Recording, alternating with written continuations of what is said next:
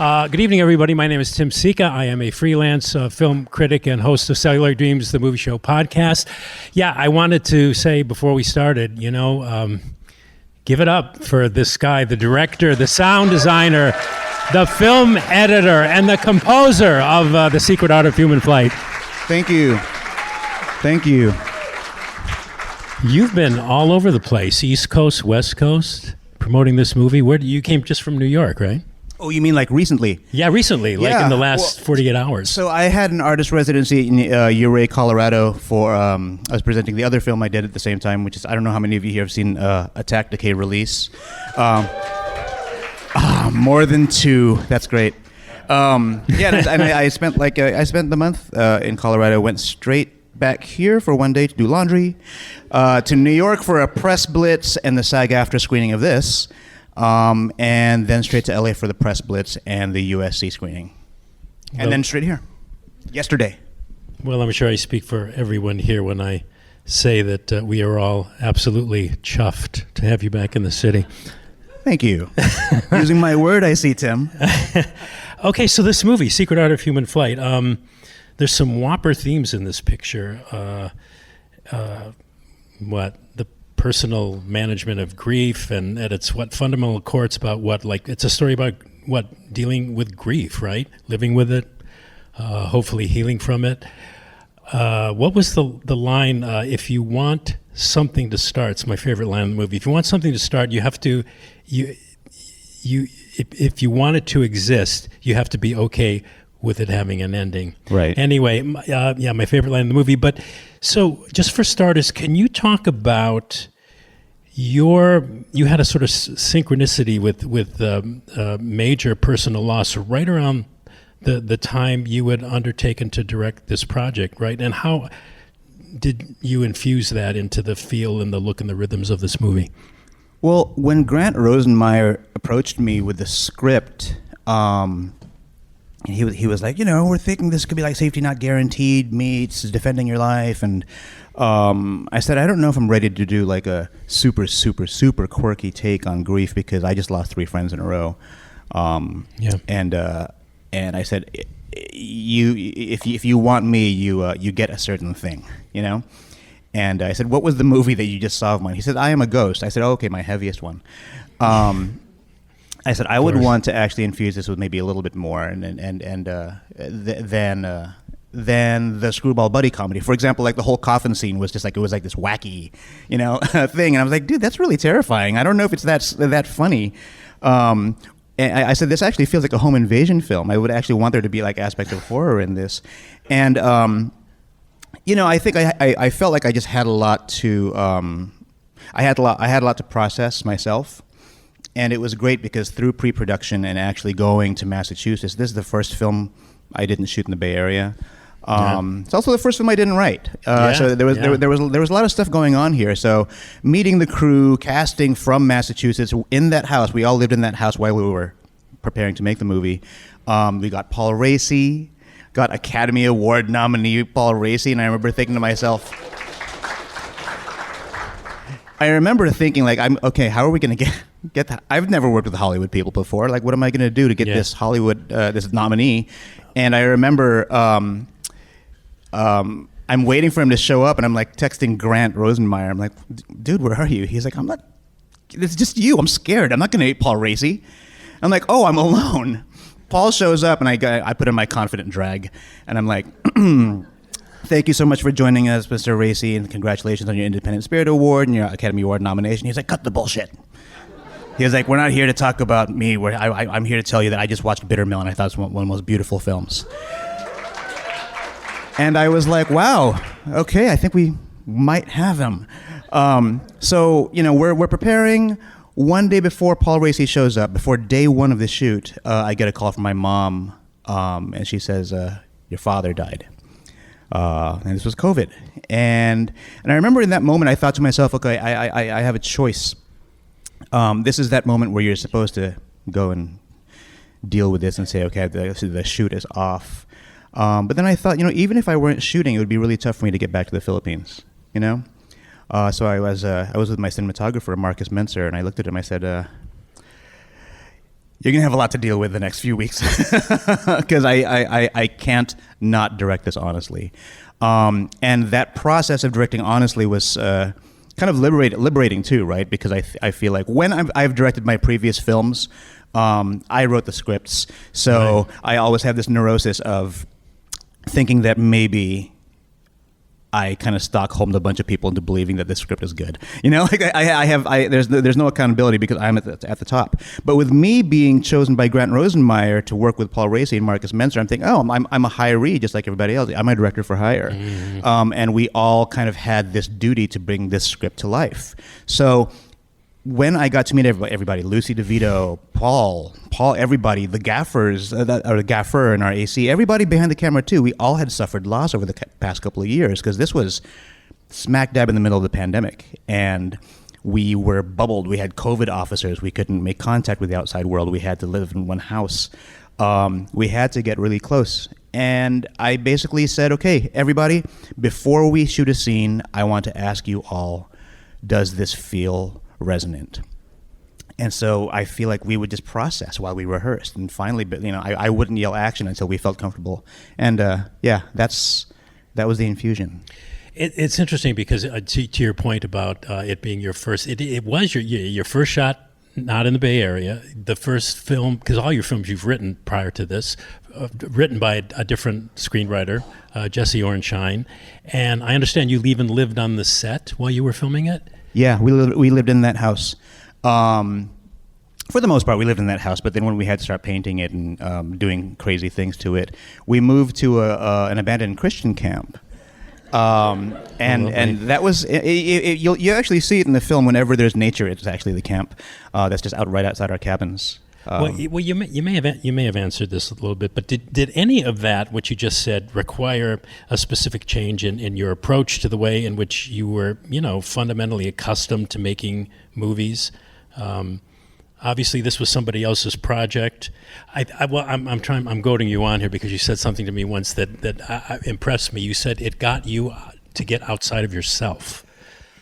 Yeah, I think. I did say that at one point, didn't I? Yeah, you did. Yeah. Well, it's true. Again, it's liberating. It's liberating to direct someone else's script. I will say the one thing that was given to me was the chance to write all the video segments. So anything that was shot on a phone or video, that's like 100% my dialogue, based on conversations between me and my own husband. And and I came up with the idea of the eraser too, the mechanical eraser. Anything Asian, that was mine. So there's that. But yeah, also I feel like because this was my first time working with Vanishing Angle, and I knew their work. I knew if anyone's seen Thunder Road or Werewolves Within or Wolf of Snow Hollow, the other winter werewolf movie. They're a bigger independent outfit, and I was like, wow, how did I get here? And I was kind of like on my best behavior at first. I was like, okay, well, let's see. I don't want to scare anyone too much because I think Grant Rosenmeyer even said, he's like, look, I'm excited to work with you. I'm a little scared. Like, you're a little more avant-garde, and I don't come from that world, but push me. And I didn't at first. When I say at first, I mean like during like the storyboarding process. And I think once we started shooting and I just said, hey, indulge me for a second, and everybody would just say, okay, I was like, this is the most freedom I've ever had. I can't believe that people are actually just letting me do what I want. There was pushback for sure, but I think, part of it was budget. Yeah, I think that the budget of this movie is like all 5 of my previous features put together, The aspect ratio that you shot it in, 4:3, and the corners were rounded too. Can you talk about that? Interesting choice. So there's a utilitarian reason we shot it. I'll give that first. I'll give the highfalutin version after. But the utilitarian version is that we were shooting in a very small New England house. And if we wanted to go widescreen, we would have to use lenses that distorted everything, or we'd have to knock out walls. And it's true. People were saying, well, maybe you do make it widescreen and you stick to mediums and close-ups. I'm like, no, I actually want to see people's feet. I want to see their feet touching the ground so we can imagine what happens if they were to leave the ground. And the only way you can get top to bottom is 4:3 because it uses the full sensor. Marcus Menzer, my DP, had just come from Top Gun Maverick, and he was like, "Dude, do you want to use that camera?" I'm like, "The IMAX camera?" Yes. And he's like, "Yeah, let's go through our lookbook." Because I gave him a whole lookbook. I auditioned him. I was just like, "Look, this is what I want. I want no straight lines. I want things to look kind of distorted when I want." And I know people are going to laugh at me because I use a lot of wide-angle photography. But like, don't laugh at me and just agree. and he was like, "Yeah, let's just bake it in." And that's the utilitarian reason. Now, I know a lot of people think that widescreen means cinema, but I don't know. It's a shape, right? Fred Zinnemann called it the Band-Aid. What's that? Fred Zinnemann called the widescreen. Fred Zinnemann did call it the Band-Aid. He refused to shoot in it. Yeah, I mean, because it results in something that does look something like a Band-Aid, right? Widescreen photography is amazing, right? But let's not forget it was an answer to the TV. Everything was 4:3. Everything was 4:3. And all of a sudden the TV comes out and that's 4:3, and all of a sudden people aren't going to the cinema anymore. They're staying at home. And everyone's like, okay, the movie industry is like, how do we get people back into the cinemas? How do we get them back into these seats? Let's give them a wider picture. Let's give them something they can't get at home. And what's interesting about that is like now, like in 2024, now that everyone has really large TVs and you can make it, they're all wider. What's interesting is you have this like new influx of 4:3 movies, and the look of 4:3 is now synonymous with like cinema. Like most A24 films are 4:3 now. Yeah, Robert Eggers right? He shoots at 1:1. Like the Lighthouse was a square.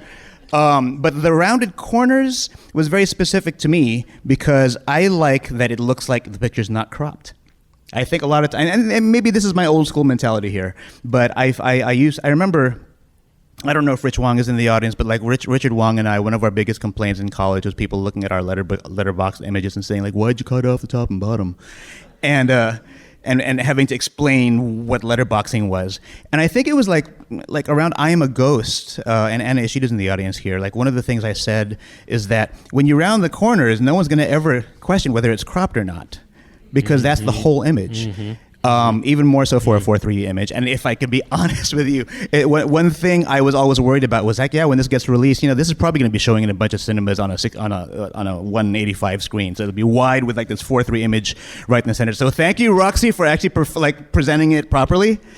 I was shocked when I came in. Thank you. Did everybody notice that HP was in the film? It's the hair, right? I wasn't supposed. I wasn't trying to be Hitchcock. Like Grant Rosenmeyer, he would touch the script every so often, and he would email me and say, "Hey, meet me in my cabin. I have some changes. I want to run past you." And we were shooting that scene the next day, and I said, "Okay, well let's see what your changes are. Can you just run them by?" He said, "Just read them." Okay. A kind-faced orderly walks in, played by H.P. Mendoza, and I looked at him. And I was like, you think I'm kind-faced? But I was like, no, I can't do this. I really, I need to stay behind the camera. And he begged me. He was like, please, I want this Hitchcock moment. And I did it. I don't think I'm ever gonna do that again. What were you, like a prison guard or something? I was an orderly. An orderly. Yeah, okay. I wanted to make sure that there was nothing like prison-like about it because we shot in a prison. But you should have insisted on a line or something. I actually do have a line in there. There's a repeating sound in the background every time he wakes up from something, and you hear a woman's voice in the loudspeaker. That's me. Paging Dr. Wiesner. Dr. Wiesner, you're expected in the doctor's office. Paging Dr. Wiesner. I probably could have answered this by Googling it, but mealworm, which is just that sounds like the name you'd give to like a mangy mutt or something, mealworm. Anyway, he talks about chairs having been invented by the Egyptians, but is it really true that a chair per se is really detrimental to the life expectancy of a human being? Is that true? Yes, I say to a group of sitting people, but it's true. Sedentary life is bad. Okay, I added that line too. I remember just thinking to myself, I said, I think like the question was like, what line could we add to this to make it so that way we have no chairs in the house? It just so happened at that time, I think my husband and I were trying to find ways to like not work so much at our desks, But yeah, it's bad for you. Is it also true that it's a Jewish tradition to sit on the ground while you're in mourning? I learned that from screenwriter Jesse Orenshine. Yes. Really, really, really. Did you have a pigeon wrangler on the set? Marissa Bellis. Yeah, we had a pigeon wrangler, a spider wrangler. Yeah, it never worked out of the Bay Area. Never worked with animals. This is a first for me in a lot of ways. I don't know what our time frame is. Is anybody timing it? How long do we have? I want to open it up to you guys. But this is a very funny film, and to me it was more humorous than dark, but it does kind of flirt, and this was one of my takeaways anyway, it flirts with this notion of suicide, which kind of begs the question, I mean, and if I were you, I wouldn't even answer this, but I'm going to ask it anyway. In dealing with his grief, does Ben actually kill himself at the end, or does he have this transcendental, spiritual, mystical experience? Yes. I'm not gonna. I do this. I've been doing this thing recently where people ask me a question. I'll answer with an anecdote instead. Yeah. At Tribeca, I remember there were two separate couples that came up to me after the movie, and the first couple said, the guy says, "So can you clear this up for me? We brought our friend, and my husband, so typical, so negative, thinks that he killed himself. I believe he went to heaven." And then the friend walked up, and he was like, "And I think he's still tripping. I think he's in the cloud room, just like fucked up in the head." And I was like, I'd have to be a real asshole to pick one of you to be correct right now, because that's not how art works. Like, I really believe, especially for an ending like this, which is by design, but supposed to be as oblique as it can be, but still satisfying, is it to have everyone have their own interpretation. I mean, it's kind of, especially when you're dealing with death, right? Yeah. When you're dealing with finality, and like what's the ultimate frame? I don't know what that means. Well, I do, but I don't want to say. I will talk to you one-on-one if you want to ask me about that, but I'm not going to say it in front of a bunch of people. I'm going to open it up in a second, but the music score, you know what's interesting, because I've seen it a number of times and I was watching it with the audience tonight, you did a lot of Mickey Mousing with the music. And define Mickey Mousing. That usually is like an eye-rolling thing, but it wasn't in this movie. You want to explain what Mickey Mousing is? No, I'm literally asking. What do you mean by Mickey Mousing? Like there would be music on like an action or like a beat, like a bing, bing, bing, bing. Somebody would walk and you'd hear music, and that's like a really, really old technique. Disney, that's why it was called Mickey Mousing. Disney sort of invented it for Mickey Mouse and those Steamboat Willie cartoons and stuff. Yeah. Sure, yeah. I mean, I think we could trace it back to the first time sound was synchronized with film, right? Yeah, right. But this did you know you were doing that, or did it just come I actually knew I was doing it, like as I was directing it, because it got to the point where day one of this shoot, I remember Grant Rosenmeyer, and Grant Rosenmeyer was also the lead producer. Everybody, he's like, this is his thing, like he collected a bunch of people and said, I want to do this movie, and he made this team. And on day one, I remember it had to be the scene where he like jumps out of bed, grabs the drill, and says, "I have a gun," and he kind of like startles himself by pressing the trigger. And I remember he and producer Ben Wiesner said, "Yeah, so I guess we've kind of gone off in this like Borscht Belt humor thing." Like suddenly it feels like old school comedy whenever he's doing this. And I remember Paul Racy was like, "Do you want me to match that?" I said, like, this is day one. Let's talk about this. Like, I know that on paper it should look like, okay, this is the lead character. He should be the straight man. And like the wacky guru should be like a Will Ferrell type, right? Mm-hmm. But if you think about it, like Grant Rosenmeyer is actually the wackiest character in the movie. Yeah. I mean, he's very, very animated. He's the kind of guy that normally would be like a second banana sidekick in a comedy. Often Jewish. And I remember just saying, okay, well, this is what we're doing. Let's calibrate to this. And I remember telling everyone, let's find your rhythms. Let's find, the rhythms are really important. If you don't let me direct a musical, I will find a way to turn it into a musical. And it felt really good to give, even saying 5, 6, 7, 8, like instead of action. Right. Like I'm Bob fucking Fosse. And I remember at one point, I said, I'm pretty sure I'm going to try to find a way to use the Magnificat in the bird scene. The Magnificat is something... That's actually more chorus line than Bob Fosse anyway. But well, thank you. Yeah. But yeah, I think at that point I was like, whenever there are shenanigans, let's just lean into it. Yeah. So it's like this will feel more like choreography. And can you talk about that end song we heard on the end credits, which is really, I'm not polishing your apples here, but it's really a great great piece of music. And I think I think it's good as a song, but I think it really sums up musically what the film was all about. Yeah, and Paul and Grant sang it, right? That's Paul Racy's song, and Grant sings harmony. Yeah.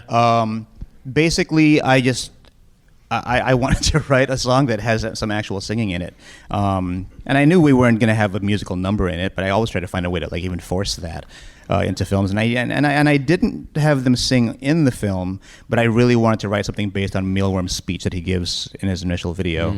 And that was really just me taking the actual speech that was written for Mealworm and making it rhyme and making it sound as like classic rock-y as possible. And I remember when I wrote it, I performed it and I sent it to Paul, and I said, well, let me know if you think you'd want to do this. And like, he memorized it right away. He's like, come over. And went to his house, recorded it, and recorded Grant's harmony. And yeah, Paul, it was actually beautiful. Like in the middle of like the second take, Paul just like started sobbing. And he was like, let's take that over again. Are you tired of him calling you a genius in all these interviews I've been saying? No, seriously, I mean, I have such imposter syndrome, so yes, and I need it. Like because I'll never call myself that, but I love that somebody thinks that, and I love that it means that he wants to work with me again in some musical capacity. Yeah. I'm gonna leave you here because I want to pass. I like to pass the mic so I don't have to repeat the question and people can hear the question. Does anybody have any questions? No. Okay. And if you could, sir, ask the question, then hand me back the mic so I can hand it to somebody else here. So I'm a little slow, but I realized the character's name Mealworm, could relate to like mealworms eating you, once your body's in earth. And is that a correct guesstimate or? So the name Mealworm was something that was chosen by Jesse Orenshine, interestingly based on the mealworm beetle, which is black, right? It's the famous beetle that you think of when you think of a beetle, right? And I think it was just like more of a connection to nature. But it's interesting, right? Because if you think about like the mealworm itself, not the mealworm beetle, you do think of like the actions of a phoenix, birth and rebirth. And that's what a lot of this film is about too. But I remember at one time talking with the costume designer who was like, "Yeah, we should actually design it to look like a mealworm." I'm like, "No, it should be a mealworm beetle. Like, don't make him brown with rings. Like, this is, let's not be too on the nose." But yeah, there was an element of it there, but I wanted to make sure that it was just oblique enough. First of all, any film can change our state, and this is a film I needed to see today and this week, so thank you, HB. It's absolutely beautiful. I had no expectations coming in, and it's an incredible piece of art. Here's my question. I couldn't believe the intimacy with which the characters came across, getting to know the characters, watching the characters think, and so I'm wondering if you think that the COVID shooting conditions or the configuration of you all together helped with that, and or would you take something forward into future productions based on that experience? Thank you. Thank you for saying that. I do think that every time I see the film, I see extreme intimacy, and I saw it on the day, like during every take. I keep telling people that I don't know how to explain how I direct. I just say action, then I say cut, and I tweak it, and I say action until it feels like a movie. You direct it until it feels like a movie. And I remember even in those moments, I'm like, wow, this feels really good, because I think it was because we were COVID bubbled. We were living with each other. This is a sort of beautiful thing that happened against all odds, and we shouldn't plan for it again. Like, I'm not going to only shoot movies during pandemics, but it was beautiful. Paul even said a lot. Well, Paul and a bunch of people said, yes, it is beautiful that we're spending every day with each other. We're all going back home, and then we're all eating together. Ben Wiesner, our producer, he cooked every night for the entire cast and crew. And then we would get drunk and dance every night, and there would be a bonfire, and there would just be processing every night, and we would wake up with that. It wasn't, it wasn't some episode. We just carried that, and we all just kind of grew closer and closer every day. But Paul and a bunch of people said, we wouldn't choose to do that. We would want to go back to our trailers. We would want to go off set and go eat somewhere else. But because of the conditions, we were forced to be a family, and I think you can see that on screen.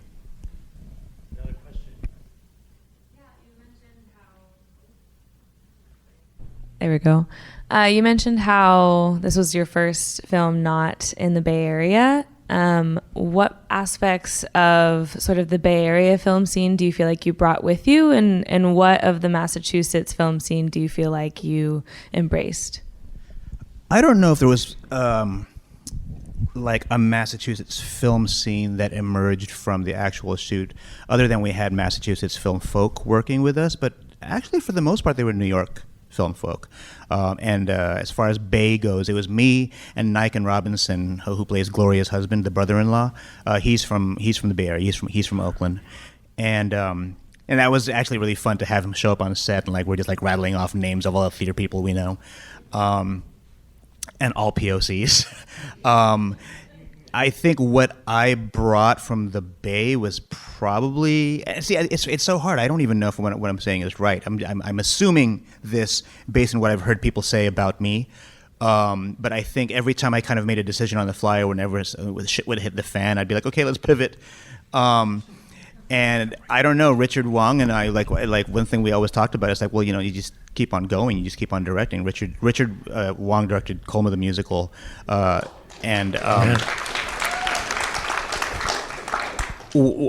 love that Grant Rosenmeyer knew the story behind Colma the Musical, because that was shot for $15,000, and that's a whole ass musical.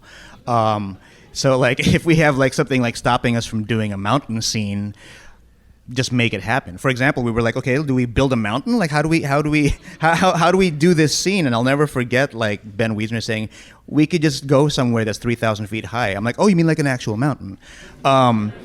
And we had to contend with bad weather. It's like when we first got there, it was just opaque. It was just like a ledge and like white. It looked like you were standing in front of an IMAX screen that wasn't showing anything.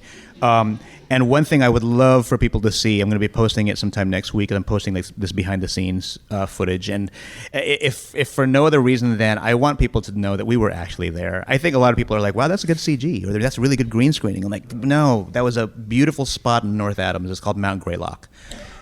So I don't know. I guess I also feel like semi-arrogant for saying that I brought scrappiness from the Bay Area. I don't even know what that means, but I think if I were to go off of what people were saying about me on set, it would be that. We have time for one more question, so the pressure's on, sir. We've got make it a good one. Congratulations for the casting director and the director. Excellent acting and 100% brilliant. Thank you very much. Thank you. Thank you. There we go. All right.